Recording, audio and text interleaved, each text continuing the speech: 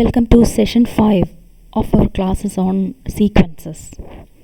In last class, we have studied the theorem if f of x is a function such that limit of f of x as x tends to infinity is equal to capital L, and sequence an is a sequence defined by an equal to f of n, then limit of an is also equal to L as n tends to infinity. Now we may use this theorem to do problems to find limits of sequences. We can use this theorem. Now see this theorem. See this problem. We have to find limit of 1 by n raised to r as n tends to infinity, where we are given that r is greater than 0. Okay, so here an is 1 by n raised to r. This should be f of n. This should be f of n. So we have to get f of n equal to 1 by n raised to r. Okay. So we are defining a function. Define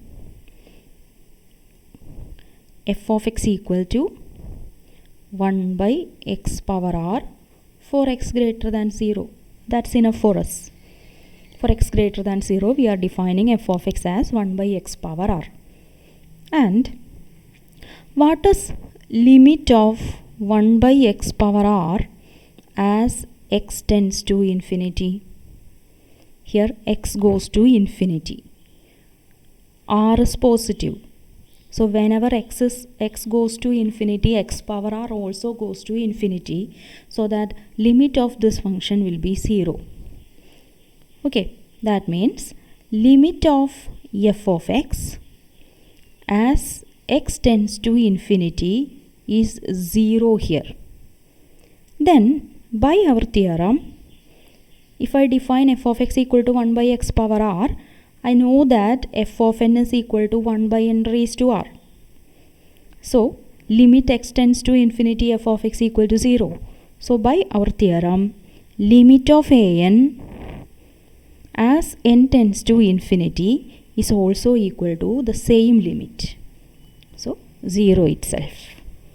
So we can use that theorem to do find limits of certain sequences. Now we are moving to the next theorem. Before that, we can define certain algebraic operations on set of all sequences. Suppose I have two sequences, sequence an and sequence bn. How can I define their sum? I am defining it like this. This is a definition. Why it is so? There is no answer. We are defining it like this. This is sequence an plus bn. And similarly, sequence an minus sequence bn is defined as sequence of an minus bn. Now, suppose c is a scalar, some constant. How can you define a constant into a sequence? Constant times a sequence. It is defined as can. Sequence can. That means we are multiplying every element of the sequence with the same constant c. Now sequence an product sequence bn, product of sequence an and sequence bn is defined as sequence an bn. Similarly, suppose bn is not equal to 0 for all n, then I can define sequence an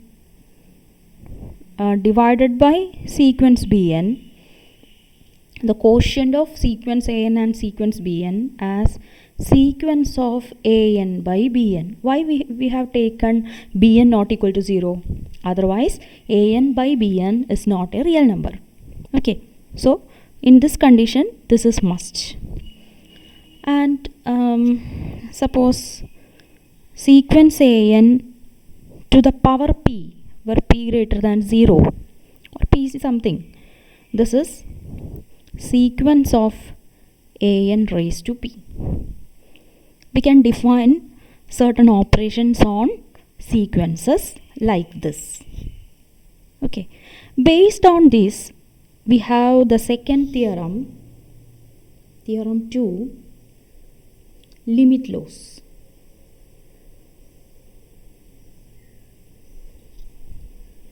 Suppose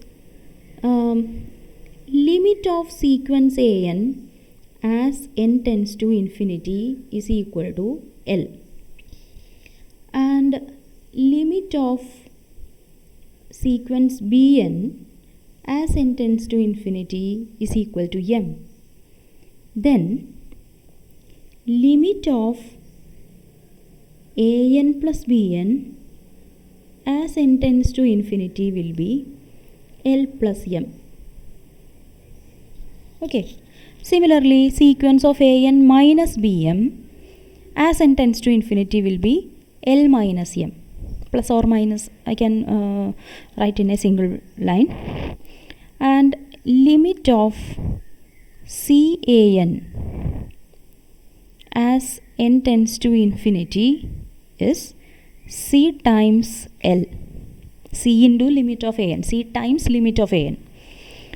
And the third result is limit of an bn, product of an and bn as n tends to infinity is L times m. And the fourth one is limit of an by bn as n tends to infinity is equal to L by m. Here we need some conditions. What are them? Bn not equal to 0 for all n. Similarly, m should not be 0, because otherwise L by m is not a real number. And we have one more, limit of an raised to p as n tends to infinity is equal to L raised to p. Here also we need certain conditions. P should be greater than 0 and an should be greater than 0. If p is positive and every an is positive, we have this result.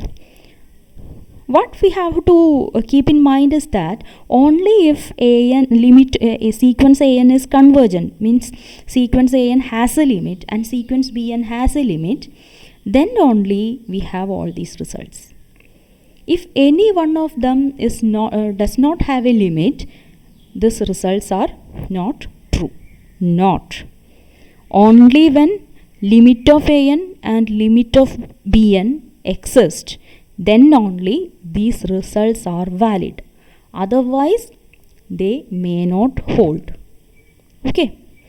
So, in next session, we will see how we are using these results to find limits of certain sequences. Okay.